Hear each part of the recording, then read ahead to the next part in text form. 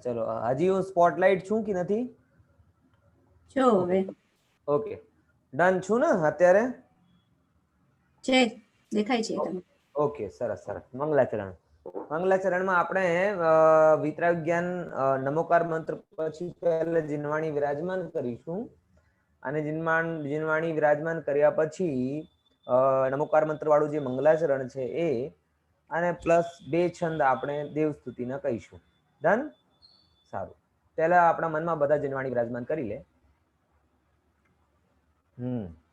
સાવધાન. स्याद्वाद षट द्रव्य गुण पर्याय और प्रमाणिका जड़े कर्म चेतन बंधकारु कर्म के अवसानिका कह कर स्वरूप यथार्थ जग का जो किया उपकार है उसके लिए जिन वाणी माँ को वंदना शत बार है वंदना शत बार. बोली द्वादशांग जिनवाणी मात नो जय हो. मंगलाचरण. नमो अरिहंताणम नमो सिद्धाणम नमो आयरियाणम नमो वज्रायाणम नमो लोये सौवसाहुणम सकल ज्ञेय के तदपि निजानंद रसलीन सो जिनेन्द्र जयवंत नित हरिरज रहस्यविहीन जय वीतराग विज्ञानपूर जय मोहतिमिर को हरन सूर जय ज्ञान अनंतानंत धार द्रग सुख वीरज मंडित अपार. આપણે અત્યારે આ ક્લાસમાં 3 વસ્તુ ઉપર ચર્ચા કરીશું. સૌથી પહેલા જે આજના જે આપણું પદ છે જે આપણે સિસ્ટમ કીધું હતું એ પ્રમાણે 4, 5, 6 નંબરના પદો ઉપર આપણે ચર્ચા કરીશું. બરાબર? દેન ગઈ વખતનો આપણો થોડુંક લેસન બાકી છે અંતરાત્મા ને પરમાત્માનો સ્વરૂપ એને લઈશું અને પછી ત્રીજા નંબર 7 તત્વવાળો લેસન આપણે વિચાર કરીશું. Okay done? એની પહેલા એક સહેજ ચલો પછી ચર્ચા કરીશું એના ઉપર. શાકાહાર બધા વાંચીને આવ્યા છો ને? શાકાહાર 2-5 મિનિટ થોડીક શાકાહારના વિષયમાં પણ તમારા લોકોથી હું ચર્ચા કરાવીશ. હું કંઈ નહીં કહીશ કેમ કે સ્વયં પાઠનમાં હતું. થોડુંક શું કયા કયા મુદ્દાને શાકાહાર બુકમાં સ્પર્શ કર્યું છે એ બધાને થોડીક જાણકારી આપજો બધા. ડન? બરાબર? ઓકે સરસ. ચલો હવે આપણે ચોથા નંબરનો પદ લઈશું. પહેલા બીજા ત્રીજા આપણે લાસ્ટ ક્લાસમાં લીધા હતા. ઓકે ચોથા નંબરનું પદ એક સાથે લેશો બધા કે હું કહું પછી દોહરાશો તમે? એક સાથે લઈશું. ચલો. तुम गुण चिंतत निज पर विवेक प्रगटे बिघटे आपद अनेक. बोलो. तुम गुण चिंतत निज पर विवेक प्रगटे बिघटे आपद अनेक. तुम जग भूषण दूषण वियोग सब महिमा युक्त विकल्प मुक्त. હવે એક સાથે ચોથી લાઈન ફરી કહો. એક સાથે બધા કહીશું. બરાબર? तुम गुण चिंतत निज पर विवेक प्रगटे बिगटे आपद अनेक. तुम जग भूषण दूषण वियोग सब महिमा युक्त विकल्प मुक्त. સરસ. આમ જ્યારે પણ મને ક્યારે કોમેડી કરવાનું મન હોય ને તો બધાને સામૂહિક વાંચન કરાવું છું.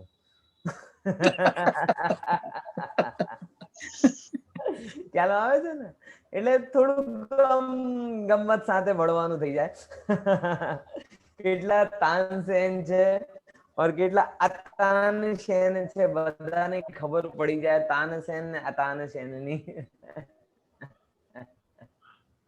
સરસ, કઈ વાંધો નહીં. તમારી પાસે બુક હશે ને, એને બધા બુકમાં જોઈને એ લીધું હતું કે તુમ ગુણ ચિંતત નિજ પર વિવેક.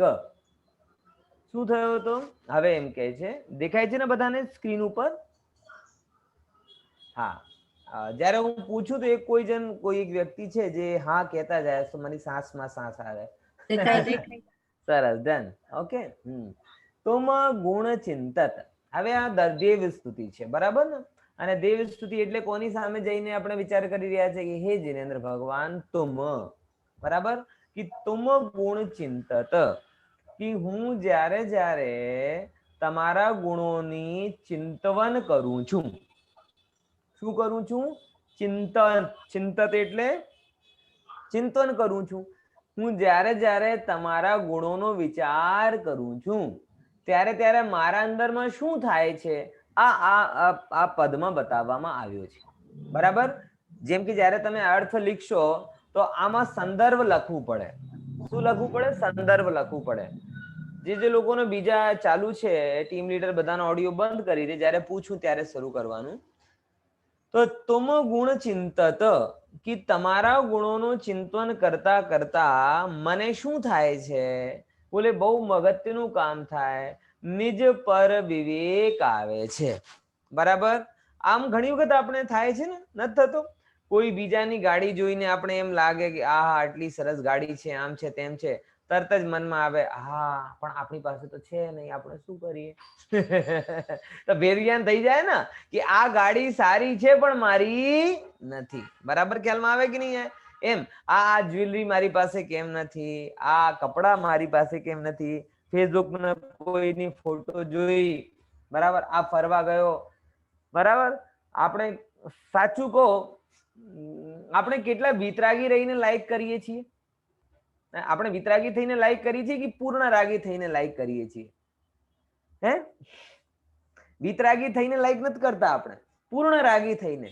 જેમ કે ઉત્તરાયણના દિવસે કદાચ કોઈ આબુ જઈ આવ્યો અમારા અમદાવાદ વાળા, તો જેટલા લોકોએ લાઈક ઠોક્યો હશે, આ 100 પર વિજ્ઞાન સાથે ઠોક્યો હશે. એટલે આ જો એ ફરી આવ્યો, હું રહી ગયો, અને પછી તો માતા બેન હું તો ક્યારની કહું છું, એ મને કઈ લઈ જતા જ નથી. એમ સમજાય કે નહીં સમજાય? તો કોઈ પણ વસ્તુ આપણા માટે છેવટે 100 પરમાં કન્વર્ટ થઈ જાય.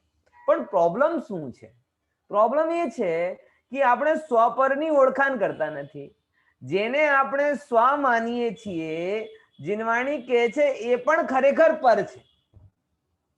પોઈન્ટ સમજમાં આવે છે કે નહીં? આપણે જો પોતાને લાવવું, કોઈ પણ વિચારમાં પોતાને લાવવું, એ તો આપણું નેચર છે. આપણે બધી જગ્યાએ પ્રયોગને વાપરીએ છીએ, પણ fundamental problem is we don't know what is who am I, હું કોણ છું. અને જ્યારે જ્યારે મોટા ભાગે આપણે સ્વાની વાત કરીએ છીએ ત્યારે ત્યારે આપણે 100% શરીરની જ વાત કરી રહ્યા છીએ. બોલો છે કે નહીં? મને ના મારી તબિયતનું મને સાચવવું પડે ને, મારા પૈસાનું મને ધ્યાન રાખવું પડે ને, મારો પરિવારનું મને ધ્યાન રાખવું પડે ને, મને આમ કરવું. જ્યારે જ્યારે હું કહું છું મારી જાતને, ત્યારે ત્યારે મારા હું કહેવામાં મોટા ભાગે કોણ છે? ત્યારે ત્યારે મારા હું કહેવામાં મોટા ભાગે શરીર જ હોય છે. અને એક બીજી અગત્યની વાત તમને કહું ને, બહુ શાનદાર વસ્તુ તમને કહું છું. કોઈ કહે કે સાહેબ અમારું મોહ મંદ ક્યારે થશે, કે મારો મોહ મંદ થયો છે એમને ક્યારે ખબર પડશે, એનો પેરામીટર કયો છે? બોલો, તમારી દ્રષ્ટિમાં પેરામીટર શું છે હિતેનભાઈ? બોલો. બહુ એક સિમ્પલ પરિભાષા તમને આપું છું કે જ્યારે જ્યારે તમે બોલો ને હું, અને ત્યારે ત્યારે તમારું ટાર્ગેટ આત્મા હોય ને, તો સમજી લેજો તમારો મોહ મંદ છે. અને જ્યારે જ્યારે તમે હું બોલો અને તમારું ટાર્ગેટ શું હોય? શરીર હોય, ત્યારે સમજો કે તમારો મોહ તીવ્ર છે.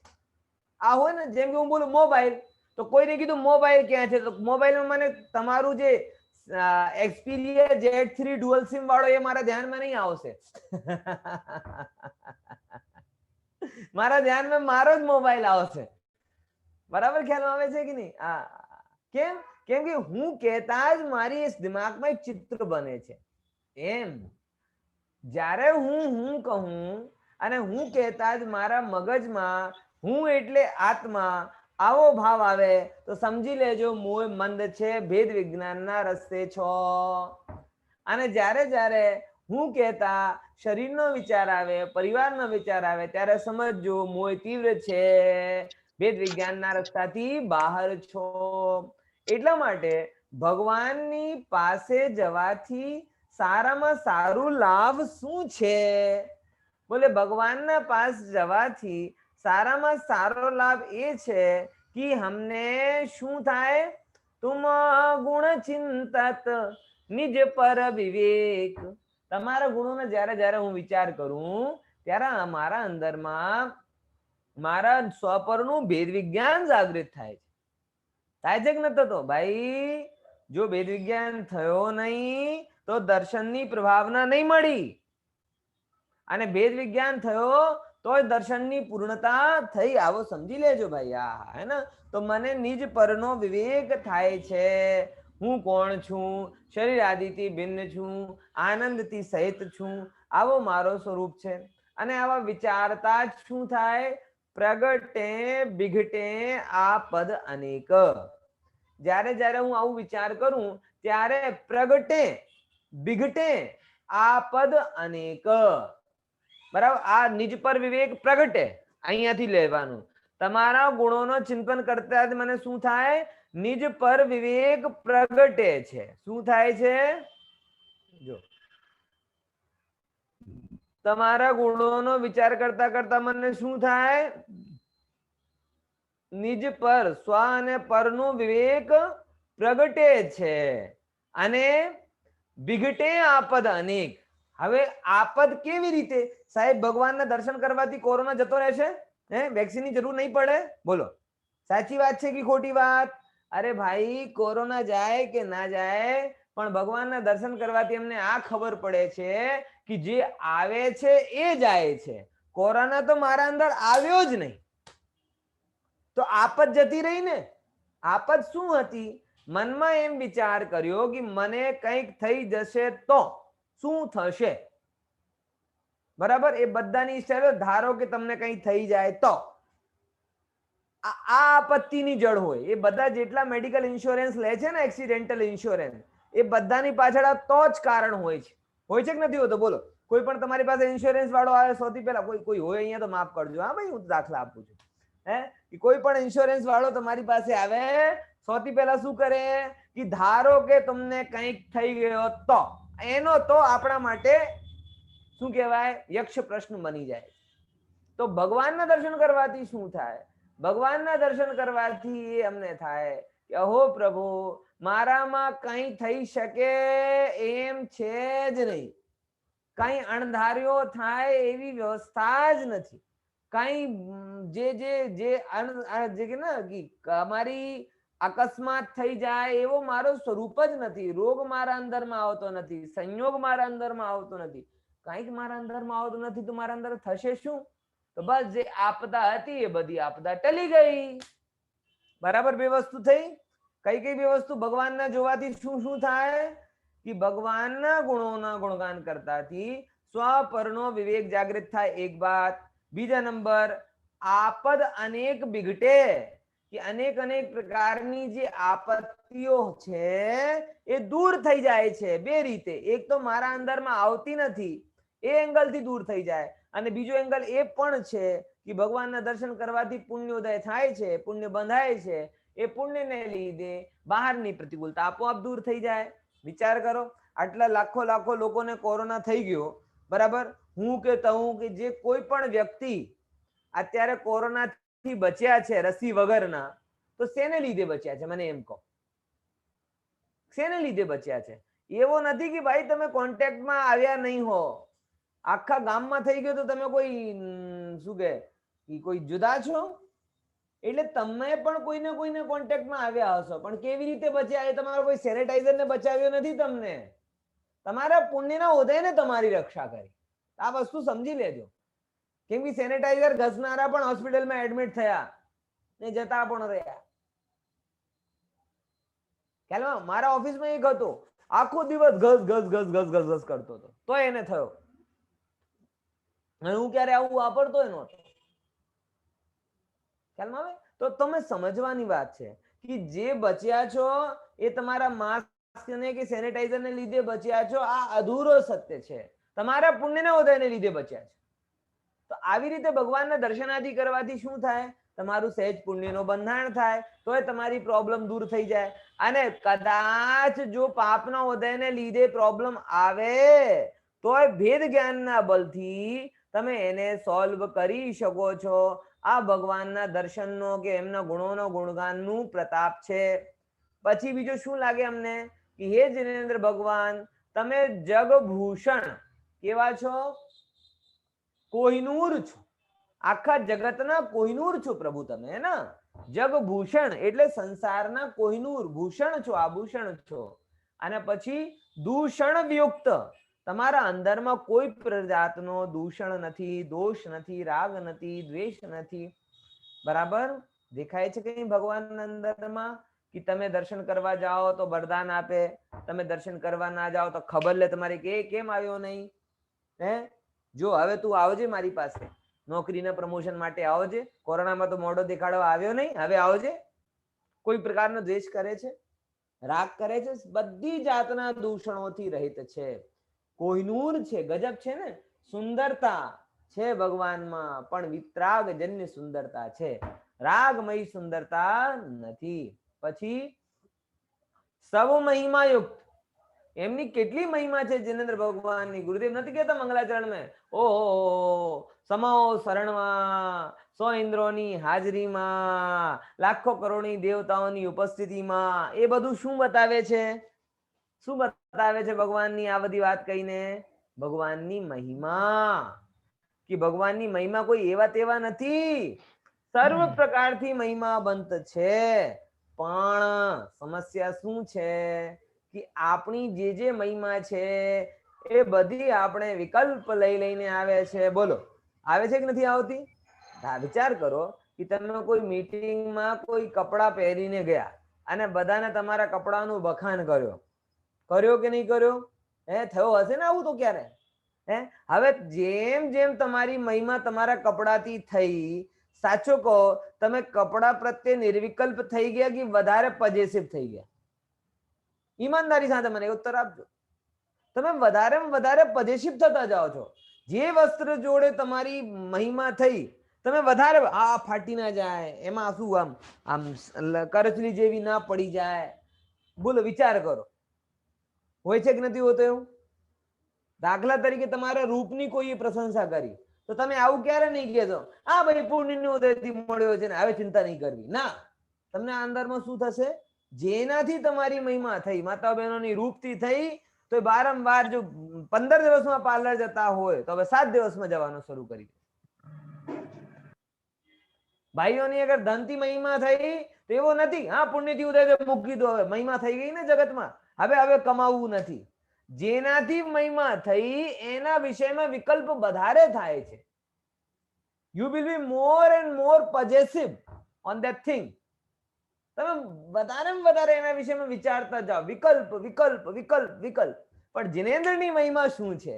એટલે અહીંયાથી આપણે એને જિનેન્દ્ર જુદા પડીએ છીએ. કેવી રીતે? કેમ કે આપણે જેનાથી મહિમા થાય છે એના વિકલ્પો ઢગલા હોય, અને જિનેન્દ્રની સમોસરણ આદિથી પણ મહિમા હોય છે. સબ મહિમા યુક્ત પણ વિકલ્પ મુક્ત. ભલે સમોસરણના 100 ઇન્દ્રની હાજરીમાં જિનેન્દ્રની મહિમા થતી હોય, પણ જિનેન્દ્રને વિકલ્પ નથી થતો કે એ આજે 99 કેમ આવ્યા? મને તો વિકલ્પ થાય છે કે ગ્રુપમાં 80 દેખાય તો પછી 54 કેમ જોડાયા? સમજ્યા કે નહીં સમજ્યા? મને શું થાય, તેરે ભલો એક ઓછો થઈ ગયો. કે ગ્રુપમાં જયારે 70 છે તો 53 કેમ જોડાયા? તો મને વિકલ્પ થાય. અને જિનેન્દ્ર 100 ઇન્દ્રોની હાજીને લાખો કરોડની દેવતાઓની ઉપસ્થિતિથી એ મહિમાવંત છે, પણ એમને કોઈનો વિકલ્પ નથી કે 99 કેમ આવ્યા કે 98 કેમ આવ્યા. અને બીજી વાત એમનો પુણ્યનો તો એટલો જ હોય ને કે 100 ને લાખો કરોડો ઉપસ્થિત જ હોય. બરાબર. અને એવા પાત્ર જીવો હોય ને જેને જિનેન્દ્રનો સંયોગ મળે. તો જિનેન્દ્રની વાત ખબર પડી ગઈ. કઈ કઈ 3 વસ્તુ આવી એમાં? તમારા ગુણોનો ગુણગાન કરવાથી. ચલો કોઈને પૂછી લઈ ઝડપથી, કોણ આન્સર આપશે? હા ચલો કોણ આન્સર આપશે ઝડપથી? નહીં તો હું પૂછું. ચલો હા ચલો પ્રવીણાબેન ટ્રાય કરો છો? અનમ્યુટ કરીને જ આપો. તમારો ક્વેશ્ચન. હા આજે છે ને આનો અર્થ કરો. અર્થ જે પદ બતાવ્યો છે એનો. હા, ત્રીજી ગાથાનો કે ખાલી પદનો? ચોથી ગાથા. ચોથી ગાથાનો. હા છેલ્લો પદ કે બધા આખી ગાથાનો? બધાનો કરવાનું છે અને ઝડપથી કરવાનું છે. એટલે કે ભગવાનના દર્શન કરવાથી આપણને નિજ પરનો વિવેક આવે છે. સરસ. એક મુદ્દો. એક બીજો મુદ્દો. બીજું જેનાથી ભેદ જ્ઞાન થાય છે. બીજું સ્વમાં આપત્તિ થતી જ નથી, કેમ કે ના પ્રગટે બિગટે આપદ અનેક. એટલે બુક નથી તમારી પાસે? છે. હા છે. ઓકે, એમાં જોઈને કહો ને. હા. પ્રગટે વિગટે આપદ અનેક એટલે આપદ અનેક વિગટી જાય છે. હા, આપદ એકદમ દૂર થઈ જાય છે. હા એટલે કે હા આપણને ખ્યાલ આવે છે કે સ્વમાં સરસ. આપત્તિ કોઈ દિવસ આવતી જ નથી. હા પછી અને ત્રીજા પછી નંબરની વાત. જે તુમ બાહ્ય પદને બંધાય છે. જગભૂષણ. તુમ જગભૂષણ. હા, એટલે તમે જગતના આભૂષણ રૂપ છો. બહુ સરસ. અને દૂષણ યુક્ત. આટલા બધી મહિમા છે, છતાં પણ તમારામાં વિતરાગતા છે. બરાબર. દૂષણ અને યુક્ત એટલે વિકલ્પ રાગ નથી. દ્વેષ આદિ રાગ દૂષથી દ્વેષના રહિત. વિકલ્પ નથી. હા સરસ. અને સર્વ પ્રકારની મહિમાથી સહિત છો, પણ એના વિકલ્પોથી મુક્ત છો. બરાબર ને? સરસ સરસ, બહુ સરસ. ચલો આપણે હવે પાછું 5મા નંબરનું પદ લઈશું. હવે આ વખતે મારો કોમેડી સીઝન ચલાવવાનો મન નથી, માટે હું જ એ પદને કહીશ. બરાબર ને? જેને કેવું હોય ને એ મ્યુટ કરીને ગાય મારી સાથે. ચલો એ બધા નીચે અર્થ ટેલી કરતા જજો. હા ઓકે સારું. અવિરુદ્ધ શુદ્ધ ચેતન સ્વરૂપ પરમાત્મ પરમ પાવન અનુપ શુભ અશુભ વિભાવ સ્વાભાવિક પરિણતિ મેં અછીન. સરસ. ચલો હવે ભગવાન કેવા છે? અવિરુદ્ધ શુદ્ધ ચેતન સ્વરૂપ છે. કે ભગવાન અવિરુદ્ધ એટલે કોઈ વિરોધી ગુણોથી એ સહિત નથી. અવિરુદ્ધ છે, કોઈની જોડે એમનો વેર નથી. શુદ્ધ છે અને ચેતન સ્વરૂપ છે. બરાબર. શું કીધું? બધાને મ્યુટ કરી દો ને બેન, ભજનની અવાજ આવતી. અવિરુદ્ધ શુદ્ધ ચેતન સ્વરૂપ કે ભગવાન વિરોધથી રહિત છે, શુદ્ધ છે અને જ્ઞાન દર્શનમય. ચેતન સ્વરૂપ એટલે જ્ઞાન દર્શનમય સ્વરૂપથી સહિત છે.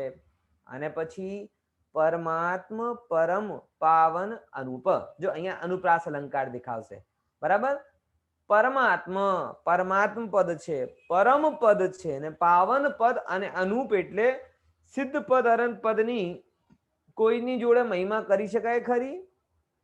શ્રેષ્ઠમાં શ્રેષ્ઠ પદ છે, અનુપ છે, એની જોડે કોની ઉપમા કરી શકાય? બરાબર. ફરીથી બે લાઈનનો અર્થ જો કે હે જિનેન્દ્ર ભગવાન, તમે બધાથી અવિરુદ્ધ છો એટલે કોઈના વિરોધી નથી. પછી શુદ્ધ સ્વરૂપ છો, ચેતન સ્વરૂપ છો અને પરમાત્મ સ્વરૂપ છો, પરમ સ્વરૂપ છો, પાવન છો અને અનુપ એટલે આની જોડે કોઈની ઉપમા થઈ શકતી નથી. પછી આવું બધું તમને કર્યું છે કેવી રીતે? તો કહે છે શુભ અશુભ વિભાવ અભાવ કીન.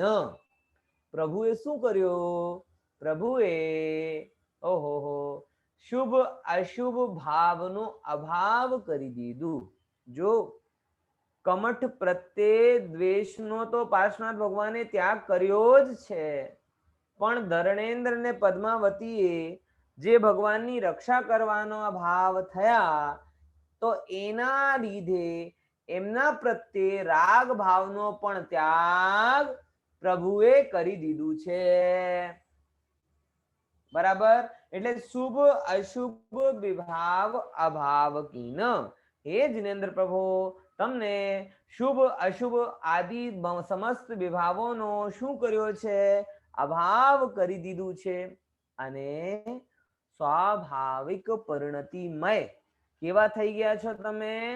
સ્વાભાવિક પરિણતિમય થઈ ગયા છો. અને અછીન એટલે જે કેવી છે? અછીન એટલે ક્ષીણ નથી. ક્ષીણ નથી એટલે પૂર્ણ છે. ક્ષીણ સમજો છો ને? ક્ષીણ એટલે ઓછી હોવી એનું નામ ક્ષીણતા, અને ઓછી ન હોવી એટલો મતલબ પૂર્ણતા. તો ભગવાનને કેવા કેવા વિભાવોનો અભાવ કરી દીધું છે? બોલે શુભાશુભ વિભાવોનો અભાવ કરી દીધું છે. અને પછી કેવી પરિણતિ પ્રગટ કરી છે? બોલે સ્વાભાવિક પૂર્ણ પરિણતિ, એટલે અનંત જ્ઞાન, અનંત દર્શન, અનંત સુખ અને અનંત વીરની પૂર્ણ પરિણતિ પ્રભુએ પ્રગટ કરી છે. ક્લિયર? બહુ સરળ છે, એમાં કોઈ અઘરું છે જ નહીં. ક્લિયર? કોઈને કોઈ ડાઉટ હોય તો પૂછે, નહીં તો આપણે આગળનો પદ લઈએ.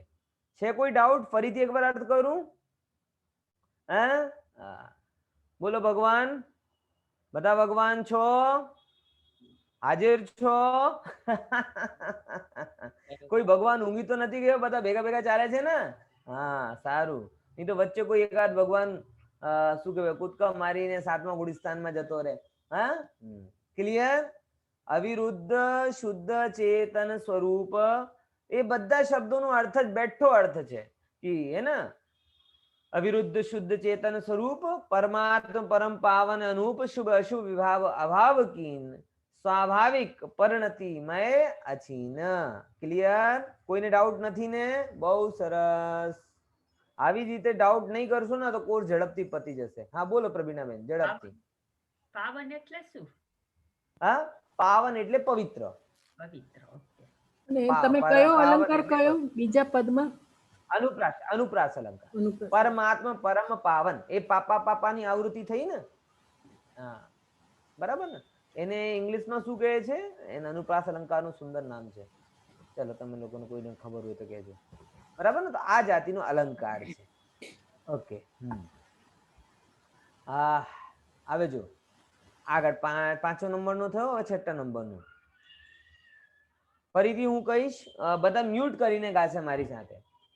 અષ્ટાદશ દોષ વિમુક્ત ધીર સચતોષ્ટયમય રાજત ગંભીર મુનિગણ ધરાત મહંત નવ કેવલ લબ્ધિ રમાધરંત.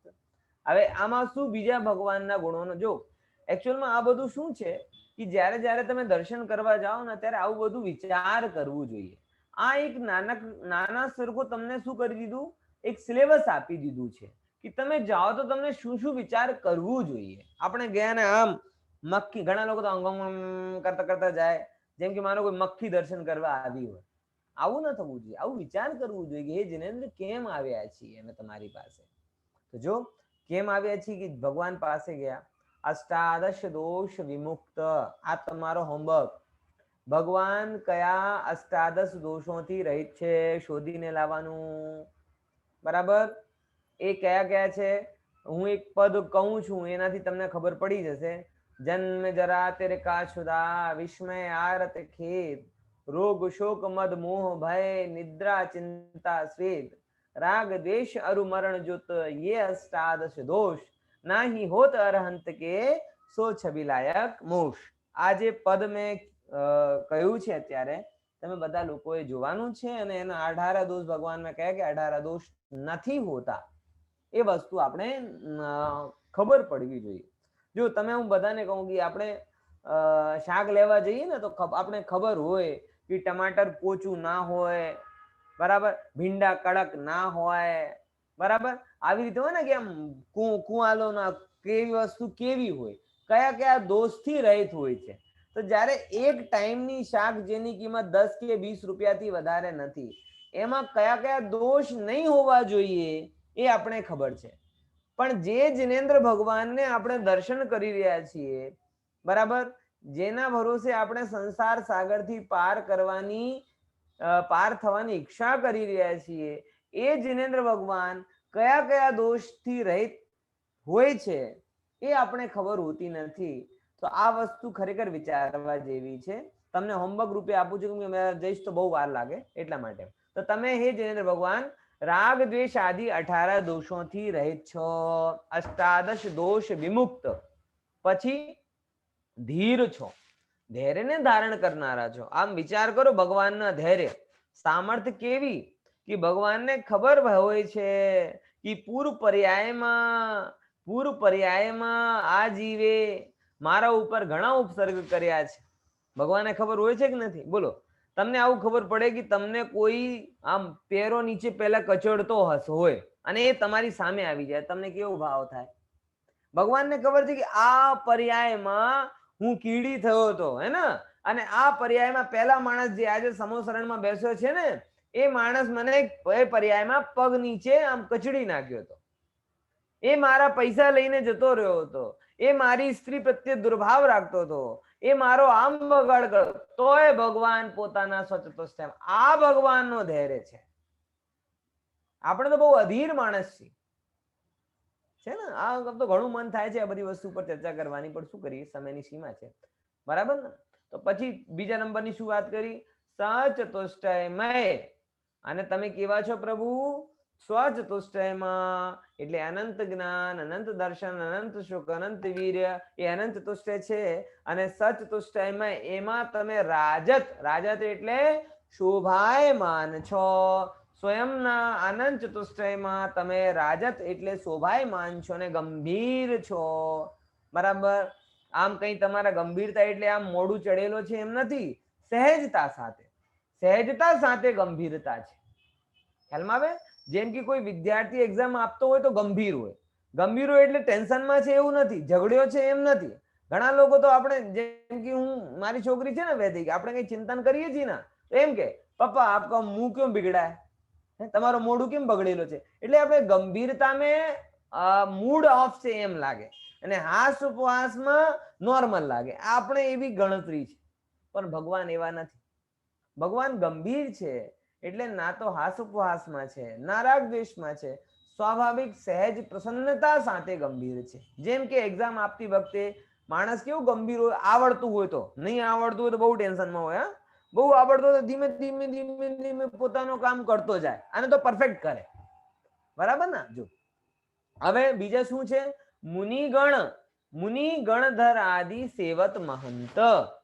ભગવાનની સેવામાં કોણ કોણ આવે? બોલો. કેટલા કેટલા મુનિરાજો હોય. અને મુનિરાજ તો ઠીક, ગણધર જેવા 64 રિદ્ધિધારી મહાન જીવો પણ હોય છે. ચારો 64 રિદ્ધિઓ. ક્યારે તમને ખબર પડે, અત્યારે તો સમય નથી, પણ ગણધરમાં 64 રિદ્ધિ હોય. અને કેવી કેવી રિદ્ધિ હોય તમે વિચાર કરો તો આશ્ચર્ય થાય. આવા હોય કે એમના શરીરથી સ્પર્શિત વાયુ પણ કોઈને અડે ને ગણધર આદિ, તો એના રોગ દૂર થઈ જાય. અરે વાયુની શું વાત કરે કે એમના શરીરમાંથી જે મલ નીકળે ને, મલ, કફ રૂપે, મલમૂત્ર રૂપે, એ પણ કોઈ જીવને અડી જાય તો એના રોગ દૂર થઈ જાય, રોગ દૂર થઈ જાય. એ જે રસોડામાં આહાર કરીને જાય ને, પછી એમાં ચક્રવર્તીની આખી સેના જમી લે ને તો ઉણપ ના પડે. આવી એમના અંદરમાં રિદ્ધિઓ હોય છે. અને એવા રિદ્ધિધારી ગણધર ભગવાન તીર્થંકરની સામે આમ હાથ જોડીને ઉભા રહે છે, પ્રભુ અમને કઈ આવડતો નથી, તમે તત્વનો પ્રકાશ કરો. એવા લોકોથી પૂજિત છે. અને નવ કેવલ લબ્ધિ રમા ધરંત. 9 પ્રકારની લબ્ધિઓ, કેવલ જ્ઞાન જે હોય છે ને, છાયક લબ્ધિઓ, હે ને, એ છાયક લબ્ધિઓથી સહિત છે, બરાબર. ક્ષાયક લબ્ધિ કઈ કઈ છે એ પણ હોમવર્કમાં છે. 9 લબ્ધિ કે 9 ગુણ જે કહેવાય ને, એ તમને છાયક 9 લબ્ધિઓ છે ને, છાયક શું કહેવાય, એ બધી તમને લખીને આવવાની છે અને યાદ કરવાની છે. ઓકે. છાયક જ્ઞાન, છાયક દર્શન આદિ 9 લબ્ધિઓ એ અનંત વીરના અંદરમાં આવે છે. ઓકે. તો એને ધારણ કરનારા છે. તો તમને શું કરવું છે? 9 ગુણ્યા 2, 9 લબ્ધિઓના નામ લખવાના છે, પછી એનાથી સહિત છે, અને 18 દોષોના નામ લખવાના છે જેનાથી રહિત છે. બરાબર કરશો કે નહીં? બોલો. ચક્કીબેન મારી સાથે રમવા આવશો કે નહીં કહીએ છીએ ને, તો ચક્કીબેન મારો હોમવર્ક કરશો કે નહીં? કરશું. કરશો ને? સરસ. કેમ કે આ બંને વસ્તુ કયા ગુણથી સહિત હોય છે ને કયા દોષોથી રહિત હોય છે એ તમને કરીને લાવવાનું. ડન? બરાબર. નેક્સ્ટ લેસન ઉપર જઈએ આપણે. સરસ.